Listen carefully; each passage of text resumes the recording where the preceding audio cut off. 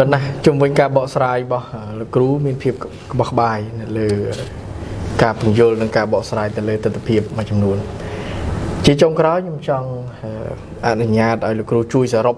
សេចក្តីតើការលើកឡើងអំពីយុទ្ធសាស្ត្រនៃការអានឬក៏សារៈប្រយោជន៍នៃការអានហើយនឹងរហូតមកដល់ការ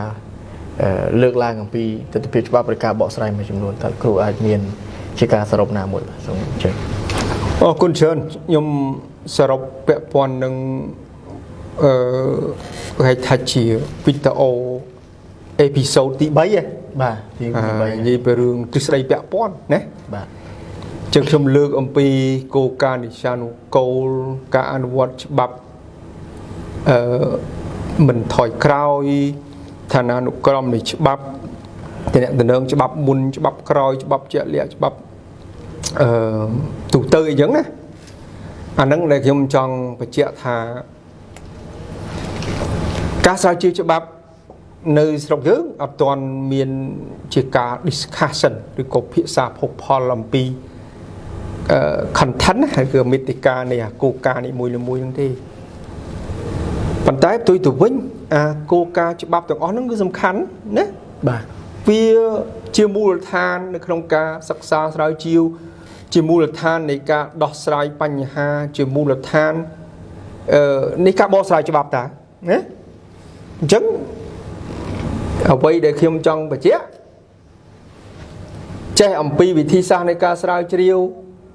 ចេះរកប្រធានបទនៃការស្រាវជ្រាវបន្ទាប់មកអានមិនឲ្យលយឲ្យប្រកែឲ្យចាំបន្ទាប់មកត្រូវដឹងអស់ហ្នឹងទៀតជាកញ្ចប់អញ្ចឹងបានយើងស្រាវជ្រាវទៅវាហើយអាផ្នែកដែលយើងនិយាយមិញហ្នឹងគឺខ្ញុំជឿថាស្មុគស្មាញបន្តិចវាបច្ចេកទេសណាបាទហើយខ្ញុំព្យាយាមលើកឧទាហរណ៍ជាក់ស្ដែងដែរប៉ុន្តែប្រហែលជាមិនច្បាស់ប៉ុន្មានអញ្ចឹងអាចមានសំណួរអីតទៀតហើយមុនចុងបញ្ចប់នេះថាតទៀតយើងនឹងមានការពិនិត្យមើលទស្សនវិជ្ជាយុទ្ធសាស្ត្របន្តិចណាព្រោះការបកស្រាយច្បាប់យើងត្រូវប្រើទិន្នន័យច្រើនណាស់តាំងពីសភៅតាំងពីសាលក្រមមានយុទ្ធសាស្ត្រមានអីចឹងចឹងយើងនឹងពិនិត្យមើលទស្សនវិជ្ជាទៅនៃយុទ្ធសាស្ត្រឬក៏សាលក្រមដែរហើយបានបន្តទៀតយើងនឹងលើកអំពីអាចថាគោលការណ៍ឬក៏ទ្រឹស្ដីមួយចំនួនដកស្រង់អំពីដែល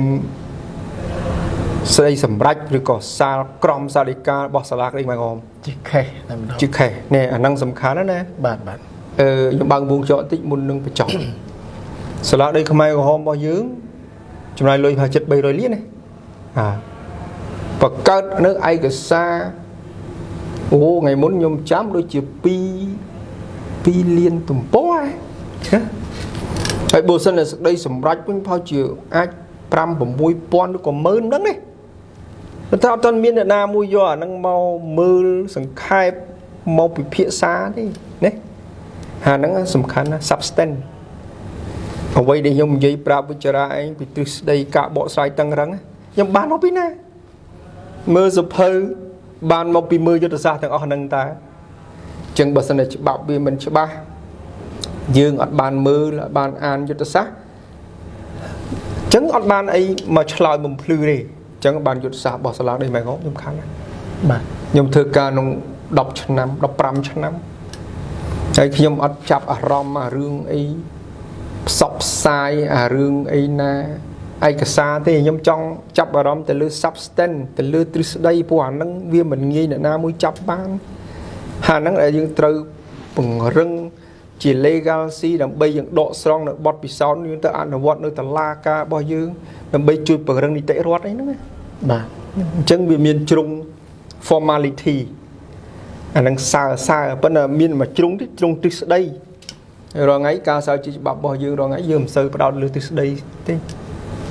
បាទអរគុណសូមគោរពលាបាទតែបើមានអីខ្វះខាតសូមអធិស្ឋានបាទអរគុណច្រើនបាទ